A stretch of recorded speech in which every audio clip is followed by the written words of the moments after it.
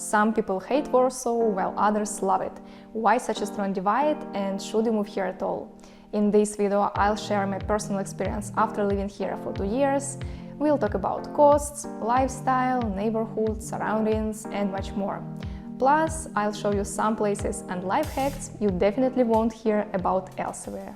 Warsaw is all about growth, opportunities, skyscrapers, and green spaces. The city itself has about 1.86 million people, and the whole metropolitan area is around 3.3 million. But is this really the right city for you? Let's find out by looking at the pros and cons of living in Poland's capital. We've actually lived in Warsaw twice. The first time was 4 months at the end of 2022, right after moving to Poland. After that, we spent time in 5 other Polish cities and eventually decided to come back here. The first time we knew it was temporary, so we rented a small apartment in the very center. It was cozy, but not practical for long-term living. This time we approached it differently. We started with an Airbnb, then made a deal with the landlord for a flexible year-long contract at a slightly lower price. Either side can end at any time, and our deposit is guaranteed back. Usually, when renting through local websites, you pay several things: the rent itself, a building fee called change, utilities, a deposit, and sometimes a realtor's fee. In our case, it was just the rent and deposit. And for Warsaw, we got a really good deal, about 4,100 zlotys per month. The apartment is simple and cozy, nothing fancy, but we love it because it has a beautiful view, lots of sunlight, 2 separate rooms, a grocery store literally next door, and the metro within walking distance. We live in Warsaw, which is considered one of the best districts for families and a calmer lifestyle. It has plenty of parks, good infrastructure for kids, reasonable prices, and easy access to the blue metro line. Personally, I love that Warsaw has a metro at all. In Wrocław, it used to take me an hour to get to the center by tram.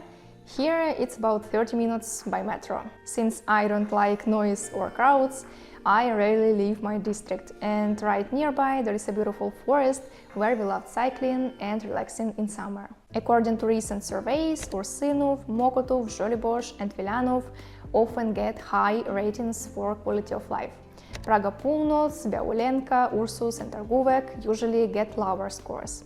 But keep in mind, these rankings change all the time, and even within the same district, one street can feel completely different from the next. When it comes to rental prices, Warsaw is the most expensive city in Poland. Here are the average prices by district. The rental market changes quickly, so it's best to check sites like Autodom for up-to-date listings. If you are looking on Airbnb, start about 3 months before moving. You'll have more options and likely better prices. For local websites, it works differently. You have to monitor listings constantly and be ready to visit as soon as a good one appears. Buying an apartment here feels almost impossible. Even with a good salary, it could take 10-20 years to save up for your own place. Many people assume Warsaw must be loud, and yes, some areas are, but not everywhere. In Ursynów, it's actually peaceful and calm. The vibe really depends on the district. An interesting fact, about 25% of Warsaw's territory is green space: parks, forests and gardens. So there are plenty of places to walk, run, picnic or cycle. Some of my favorites: Kabaty Forest with its cozy relaxation area, though the outdoor pool there is freezing even in summer. Wilanów Park with stunning gardens, paid entry but free on Thursdays. Skaryszewski Park for picnics, and of course Łazienki Royal Park, the city's classic. Other great spots include Saxon Garden in the center, Pole Mokotowskie, Kępa Potocka and Bielany Forest. Right now they're even building a new park near our windows, a nice surprise when we moved in. Air quality here is average. Warsaw, Wrocław and Łódź are all in the middle range for pollution levels. If this is important to you, check out my separate video about protecting your health in Poland. Overall, Warsaw is considered a safe city, but like any big city, safety levels vary by area. For example, in Śródmieście there are more pickpocket incidents due to tourists, while Praga Północ just looks rough in some spots. Personally, I felt safe everywhere I've been. Work and salaries. I don't have personal experience working in Poland because I'm self-employed and my husband works remotely for an international IT company. On average, salaries in Warsaw are 10–20% higher than in other Polish cities. The highest paid fields are IT, management, finance, law and medicine. Many international companies have their offices here, especially in the city's business district. Good job search sites are Pracuj.pl, Praca.pl, Jobs.pl, and Indeed for international roles. There are also lots of Facebook groups and of course LinkedIn. But here's the thing. Before you can even apply for those jobs, you need to be legally settled in Poland. And this is where most people get stuck. Google searches, Facebook groups, 10 different rules from 10 people. Honestly, it's messy. That's why I like Karta.pl. It's the first online platform in Poland that takes you through the residence card process step by step. You upload your papers and a real legal team checks everything before it goes to the office. What makes it stand out is the control you get. Your case is online 24/7 in your own language without wasting hours on quiz. It saves a huge amount of time and energy. And since they guarantee a positive decision or refund, it's really safe to try. With my code K10, you also get 10% off. Links in the description. Public transport. Warsaw has buses, trams and 2 metro lines. Schedules are easiest to check on Jak dojadę website or app. Ticket prices. 20-minute ticket 3.4 zlotys, 75-minute ticket 4.4, 90-minute ticket 7. Discounted tickets are half price. The fine for riding without a ticket is 270 zlotys. Tickets can be bought in machines at stops or through apps like Mobilet, mPay, SkyCash and Jak dojadę. If you travel often, it's cheaper to get a pass via Mobiwawa. Warsaw is also well connected by trains and buses like Flixbus, and there are 2 international airports, Japan and Modlin. Taxis are affordable compared to other European capitals, about 2–3 zlotys per kilometer plus an 8–10 zlotys starting fee. The cheapest apps are Bolt and Uber. I love Warsaw's bike sharing system Veturilo. It's super easy, the first 20 minutes are free, and there are stations all over the city. Driving here can be stressful. Parking is paid almost everywhere, starting at 4.5 zlotys per hour. Traffic jams are brutal, especially during rush hour. Gas costs around 6–7 zlotys per liter. Everyday life. Groceries and shopping are plentiful, however, I've been disappointed with Biedronka recently. There is always a shortage of good meat, especially chicken. Markets can be hit or miss too. Sometimes you get amazing produce, other times spoiled food or overcharged. For consistency, supermarkets are easier. Tap water in Warsaw is safe to drink, according to the city and official water company. The quality can vary depending on the building's plumbing, so we still filter ours. Healthcare is better here than in smaller cities. There are many English-speaking doctors. You can use Znany Lekarz to find them. The downside? Tests and lab work cost noticeably more than in other cities. For example, we once went to Łódź to do blood tests while filming the video. It was cheaper and fun. Warsaw is full of events, workshops and networking opportunities. It's hard to get bored. You can take a ceramics class, go to a concert or just meet new friends. There is also an app called Locals, which helps you discover cool events and places. When it comes to infrastructure for kids, Warsaw really does well. The city has plenty of both Polish and international schools, and for migrants' children there are extra Polish language classes and programs designed to help them adapt to a new culture. There are also many highly rated preschools, safe and well-maintained playgrounds, and a wide variety of after-school activities and clubs for kids of different ages. If you are wondering where to go and what to see in Warsaw, you can start in the very center of the city. Take a walk around the skyscraper district, then circle around the Palace of Culture and Science, and if you want a great view, go up to its observation deck, which costs 25 zlotys. From there you can either continue on foot or take a short ride to the Old Town, where the best plan is simply to wander and explore freely. My favorite spots there are Castle Square, Market Square and viewpoint over the Vistula River. For something a bit different, Warsaw has several unique places worth visiting. The Copernicus Science Center is an interactive museum where you can learn about science through hands-on experiments, and it's fascinating no matter your age.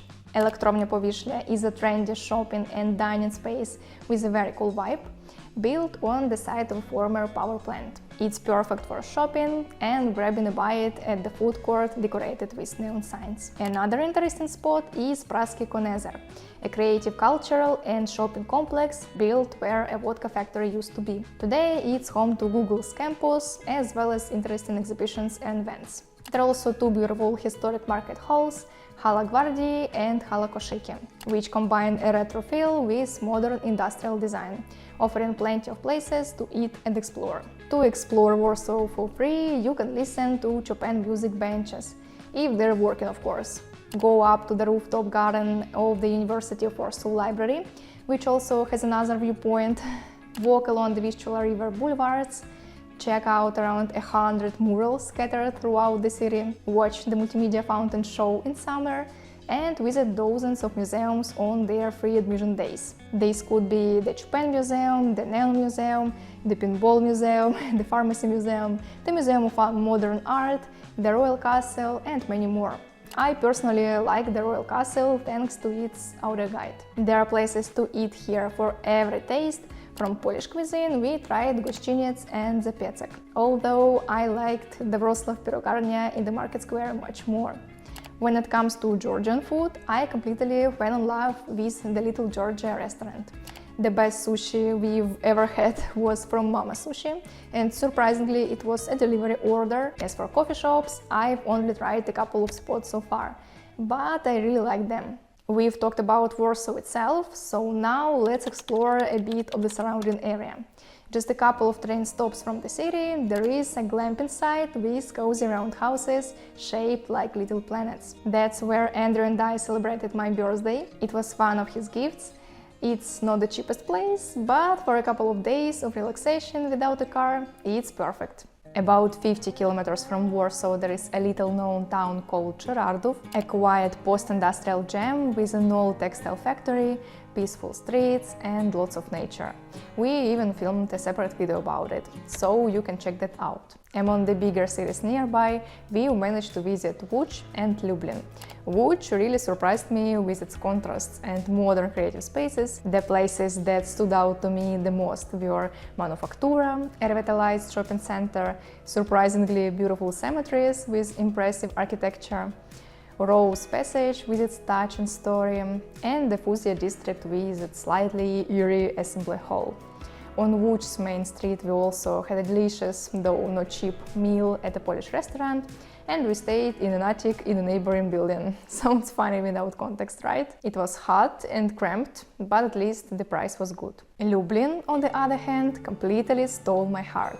The highlight for me was the ethnographic open-air museum, where everything is done with such love and attention to detail that's impossible not to feel nostalgic. You can walk through the recreated village streets, step inside every house, and meet adorable sheep, horses and roosters. It truly feels like touching the past of the Lublin region. The old town is also a must-visit, with every street telling its own story and the parks offering a sense of comfort and peace. These are by no means all the towns and villages around Warsaw worth visiting. We'll keep exploring more places together, but for now I've already shared a few trip ideas with you. Now let's quickly go over the pros and cons of living in Warsaw. Starting with the pros, and there are quite a few. First, there is no shortage of anything here, whether it's doctors, interesting places to visit, or great restaurants and cafes. Second, the city is full of life. You can really feel the energy of the capital with events, concerts and exhibitions happening almost every day. Third, there are plenty of parks and green spaces where you can relax and recharge. And what's nice is that life in the outer districts feels calm and measured, away from the city buzz. There is a metro, public transport runs on schedule, and cycling is generally a pleasure, though in some places bike lanes are a mess.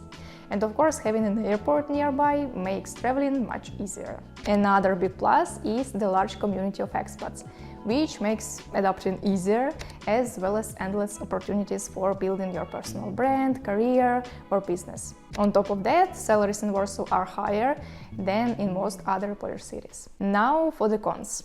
The biggest one is definitely the high cost of housing, both for renting and buying. There is also noise in the central areas, especially in the evenings and on weekends, which can really drain your energy. Like most big cities, Warsaw also has traffic jams, and long public transport rides are unavoidable if you need to go somewhere not connected by the metro. So Warsaw is an ideal city for those who love the rhythm of a big city, are looking for opportunities to grow, and don't mind staying active. There is always something to do, somewhere to work, and ways to relax. But if you dream of complete silence, a slow-paced lifestyle, and very low expenses, the capital might feel like a challenging place to live. Personally, I didn't fall in love with Warsaw right away. I'm someone who prefers living close to nature, somewhere in the forest, but that's not very practical. And honestly, I've come to feel really good here. So tell me, what do you think of Warsaw? Have you been here already, or are you planning to move? I'd love to hear about your personal experience. See you very soon in the next video. Bye!